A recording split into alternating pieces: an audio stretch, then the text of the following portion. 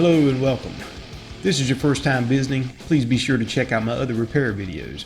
To support the channel for free, all you have to do is subscribe, comment, and like. Now let's get on to today's video. Hello and thank you for joining me today. If this is your first time visiting, I certainly appreciate you giving me an opportunity, and if you're returning, as always, thank you for your continued support. Today we're going to go over recharging the AC system in my 2000 Honda Accord. If you watched the videos where I was replacing the heater core, you saw that part of that procedure is to discharge your AC. So this thing has been sitting with no refrigerant in it at all since I completed that task. It's getting a little hot in my neck of the woods, so it's time to go ahead and jump on that. This procedure, again, is for the 2000 Accord. It's pretty much universal for every other vehicle that you're going to run across. So this can be a Buick, a Ford, a Chevrolet, it doesn't matter. It's going to be pretty much the same procedure to take care of that. Now, if you talk to a mechanic or a shop that specializes in AC, freshening up, topping off, and working with your coolant and all, I found that they'll charge you about $150 if you go in there with a completely discharged system. They'll do their thing, probably pretty much the same procedure that I'm going to show you, and again, it's going to be about $150. So what I did is I got onto Amazon and I started looking for the tools that I would need to do this on a very small level. I did not have professional quality tools to do this, but I figure I'm only going to do this a couple times, and this is actually saving money. The tools that I bought cost about $150. So if I use this twice, I've already made money off of it. So that's how I'm looking at it. We'll switch over to the bench here. I'm going to show you what I've got.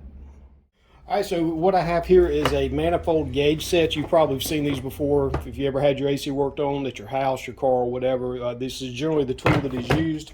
It has two gauges for the low side and the high side, and it has all your hoses and your connectors for that. Again, on Amazon, I think this was less than $100. I'm not exactly sure. It wasn't very expensive. And then I also have this, the brand name on this is Zenny, which I'm pretty sure is some Chinese make, but it is a vacuum pump, because you do need this to, when your system has been open like this, we're going to need to draw a vacuum down on it, and I'll explain why when we get set up. So what I'm going to do is I'm going to go ahead and get this pulled out, and I'm going to show you how to hook this up to your car.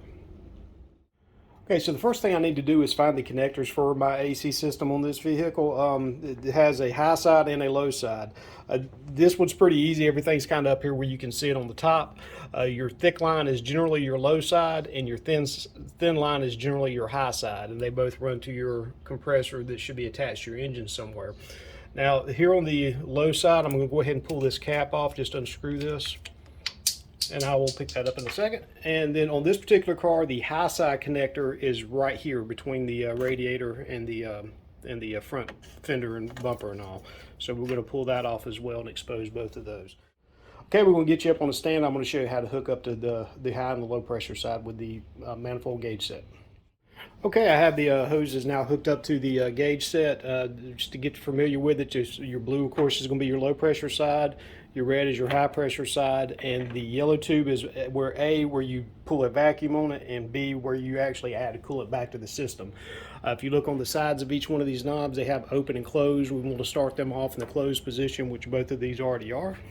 And you see here on the end of the hoses as well, it has this connector. It's a quick connect. You just basically just click it down over the top of the ports for your AC system, and this does have an open and close on it as well. I just leave it open. I've never run across a situation where I thought it was going to be necessary to have those closed. Okay, now I'm ready to go after the high side hose, which is kind of in a funny spot on this car. I'm going to pick up again and push down.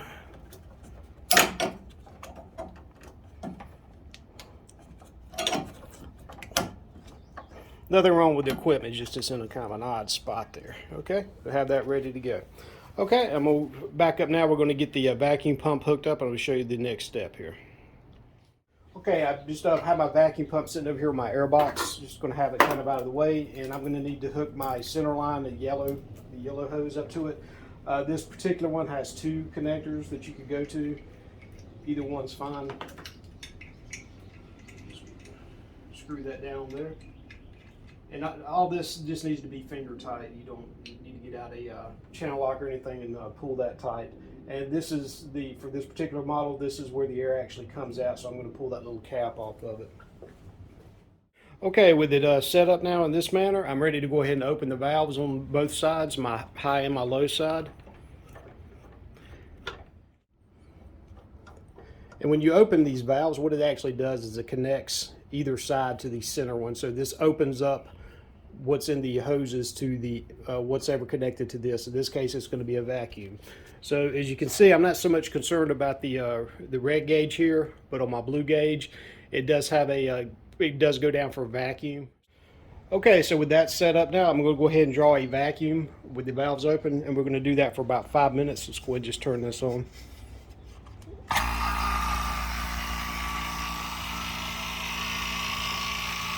And immediately, you can see my gauge is already pulling a vacuum.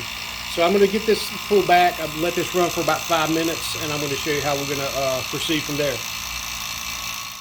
Okay, I've been letting this run for about 5 minutes now, and as you can see, probably the best my pump's going to do is a minus 25 on the vacuum gauge.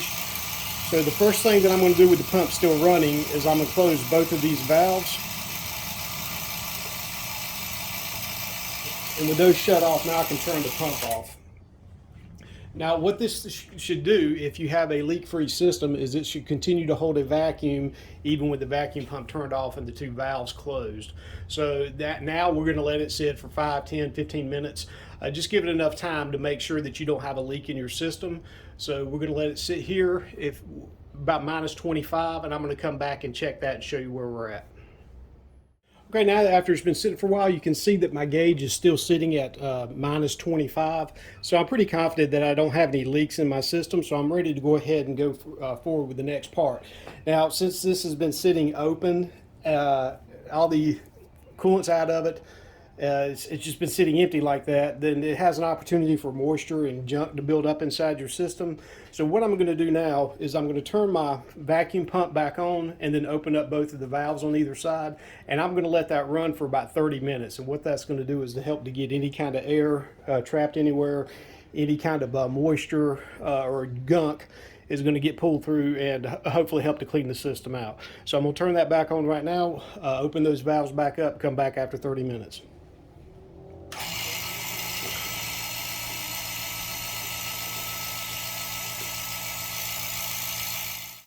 All right, gentlemen, we're looking at about 30 minutes later, so I'm going to go ahead now and close up both of my valves with the pump still running.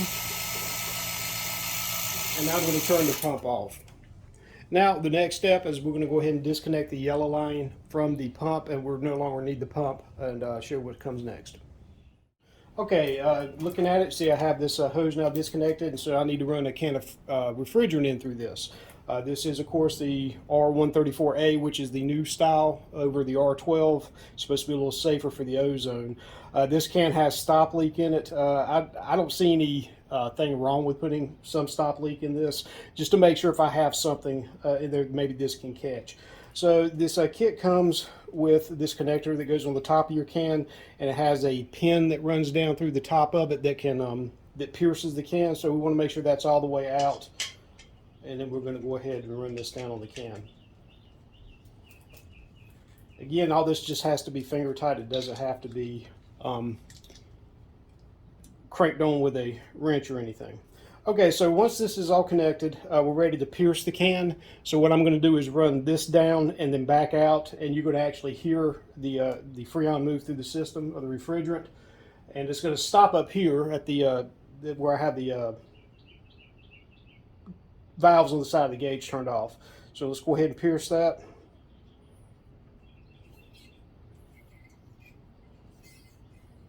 Okay, and then I'm going to run that back out now that that's pierced. Okay, so this is ready to start to put the refrigerant into the system, but you need to keep in mind that when I just opened this up, that there is air between the refrigerant and where it's going to come out here. So what I'm going to do is just loosen this, and you need to be careful when you do this because Freon can freeze and burn your fingers, so try not to be too close. We're just going to let that out right there. All right, with the system purged of air now, I'm ready to go ahead and open up just my blue valve. And there we go. And that's actually taking Freon into the system. Now, the next thing I need to do is I'm going to actually turn the car on, and I'm going to turn the AC on high, and we're going to let it sit here and run and wait for the compressor to kick on. The compressor will only kick on once it has enough pressure built up into the system.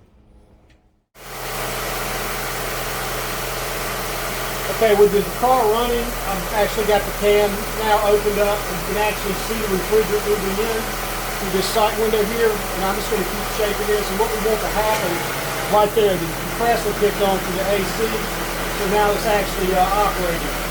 I'm going to get this whole can in, which is 12 ounces, and I'm going to put another 12-ounce can in because this system takes between 22 and 24 ounces. Keep going with this until it's empty.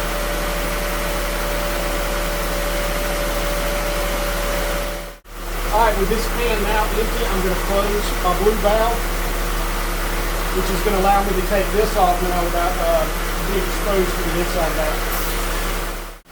Alright, we're just about done. This can is just about out now. So what I'm going to do is go ahead and close up my system, and I'm ready to disconnect this can now. Alright guys, I'll show you, these are my readings for a fully charged system right here on my high and low pressure side. I'm ready to go ahead and disconnect this and get the car ready for the summer now.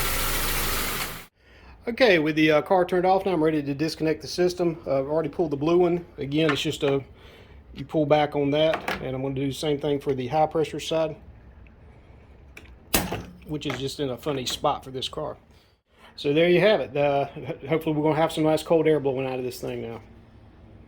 Alright, so there you have it. Nice, quick, easy one for you today. Hopefully that information will be valuable to somebody out there.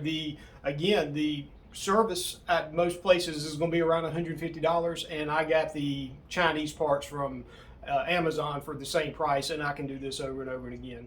If you're working on these older cars, it's not a bad idea to have that gauge set, that vacuum pump. It'll make it a lot easier in the future, a little cheaper on you.